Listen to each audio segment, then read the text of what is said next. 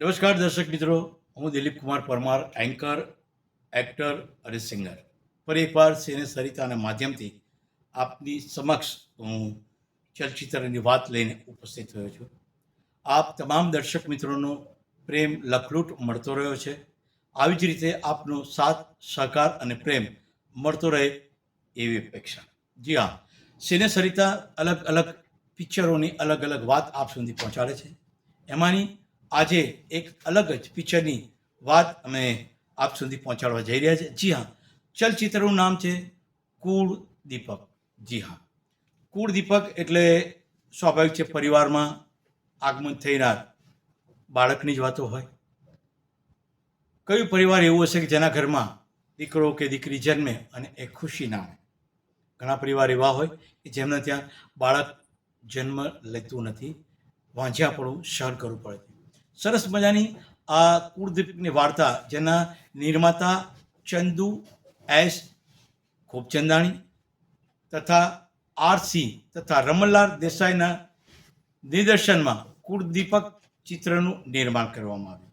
જી હા, આ કુળદીપક ચલચિત્રના કલાકારોમાં અંજના, રાકેશ પાંડે, શ્રીકાંત સોની, ચંદ્રકાંત પંડ્યા, જંખના દેસાઈ, શ્યામ, મેઘના રાય તથા મહેમાન કલાકાર તરીકે ઇન્દિરા મહેતા, જેઓએ આ ફિલ્મમાં સુંદર મજાનો અભિનય પાથર્યો છે. ફિલ્મનું નામ કુળ દીપક. જી હા, આ ચિત્રની વાર્તા કંઈક એવી છે કે એક પરિવારમાં શેઠ શેઠાણી અને નોકર અને નોકરાણી, પણ કે ને કોઈ પરિવારમાં શેર માટીની ખોટ હોય એમ આ શેઠ શેઠાણીને કોઈ પણ સંતાન હોતું નથી. સંતાન માટે ઘણા બધા પ્રયત્ન કરવા છતાં પણ એમને સંતાન પ્રાપ્ત થતું નથી. તો શેઠના મગજમાં એક વિચાર આવે છે કે કેમ ન હું બીજું લગ્ન કરું. સમાજમાં નવા તુક્કા લોકો બતાવે, મિત્ર સર્કલ સારું હોય તો સારી સલાહ આપે, કોઈ એમ પણ કે આ તો ઈશ્વરની દેન છે, છોકરો હોય પણ હોય, બાળક હોય પણ ના પણ હોય. પણ શેઠ આ વાત માનવા તૈયાર નથી. એ બીજા લગ્ન કરવા માટે જીદ કરે છે. જ્યારે આ વાતની ખબર શેઠાણી થાય છે તો સ્વાભાવિક છે કે એક સ્ત્રી પ્રકૃતિ, સ્ત્રી સ્વભાવ, કોઈ પણ સ્ત્રી પોતાના જીવનમાં પરસ્ત્રીને સહન ના કરે. તો એને કોઈ કાળે મંજૂર નહોતું કે શેઠની જીવનમાં આ કોઈ સ્ત્રી આવે. હવે આ પરિસ્થિતિની જાણ નોકર અને નોકરાણી, જે પતિ પત્ની છે, સુખો અને એની નોકરાણી, તો આ બંનેને જ્યારે આ જાણ થાય છે ત્યારે એમને બહુ જ માઠું લાગે છે કે આ સુખી પરિવારમાં જો આવું કંઈ થશે તો પરિવાર છિન્ન ભિન્ન થઈ જશે.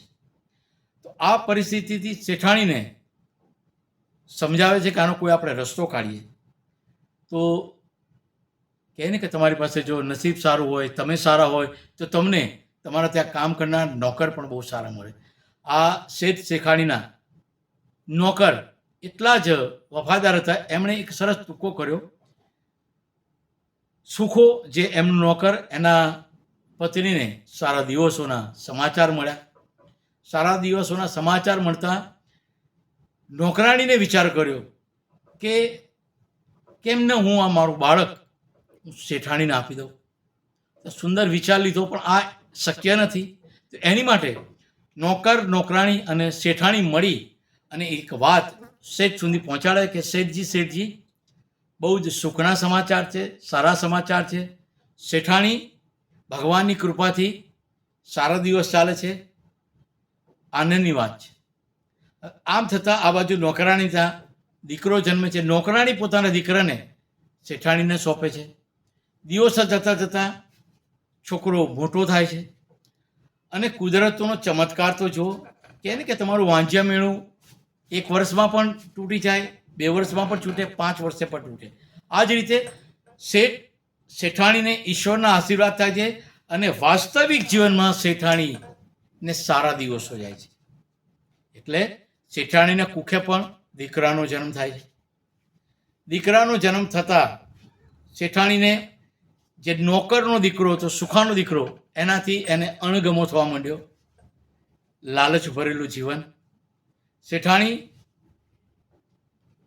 એ નોકરના દીકરાને નફરત કરવાનું ચાલુ કરે. સમય જતાં નોકરાણીનું અવસાન થાય છે. નોકર અને એનો દીકરો કે જે શેઠને આપી ચૂક્યા છે, આ 4 જણા ઘરમાં રહે, પણ શેઠાણી એક નવો કાવો દાવો કરી અને સુખાને અને એના દીકરાને ઘરેથી બહાર, ગામથી બહાર તગાડી મૂકે છે. ઘરની બહાર મોકલી દે છે. સમય જતાં બહાર ગયેલો એ સુખો અને એનો દીકરો જીવન જીવે છે, પણ શેઠના ઘરની અંદર કે ને કુદરત ક્યારેક રૂઠે પણ છે તમારી સૌ. તો શેઠાણીનો આ જે નવો દીકરો જેને બહુ લાડ કરે છે એ બીમાર થવા લાગ્યો. ધીમે ધીમે બીમારી એની એટલી વધતી ગઈ કે સાજું થવું એ શક્ય નહોતું. આવા સમયની અંદર એ દીકરાએ સુખાના દીકરાને મળવાની હઠ પકડી. કોઈ પણ રીતે શેઠાણી દીકરો સાજો થાય અને અંતે એ સુલે કરી અને શેઠાણી સુખાના છોકરાને અને એના પિતાને પોતાના ઘરે બોલાવે છે અને જે દીકરો માદો હોય છે એને પણ સારવાર થાય છે અને સુખી પરિવારનો અંત. તમે જોયું મિત્રો, શરૂઆતમાં કેટલી દુઃખ. પહેલાં બાળક નહીં, બાળક મેળવવા માટે વલખા, ઈશ્વરને પ્રાર્થના, એવામાં વફાદાર નોકરાણી પોતાના દીકરાને આપે.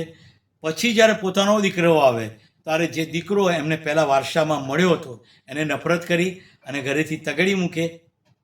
દીકરાની મા મરી જાય, નોકરાણી તગડી મૂકે. ઈશ્વર ફરીથી એક લાફો મારે. પોતાનો દીકરો, જે પોતાનો જણેલો દીકરો બાંધો થાય અને એ જ દીકરો હઠ પકડે કે મારે સુખાના દીકરાને મળવું છે. તો આ જીવનની એક માળા છે કે જેમાં દરેક મોતી પોતપોતાની જગ્યાએ સમયસર ફરતા રહે છે. સિને સરિતાના પ્રાયોજક છે Ruku herbal products, gold hair oil અને ડાયમંડ મસાજ ઓઇલ. સવારની લહેજત, ગરમાગરમ ચા અને વ્રજકિશન ભૂમિ અખબાર.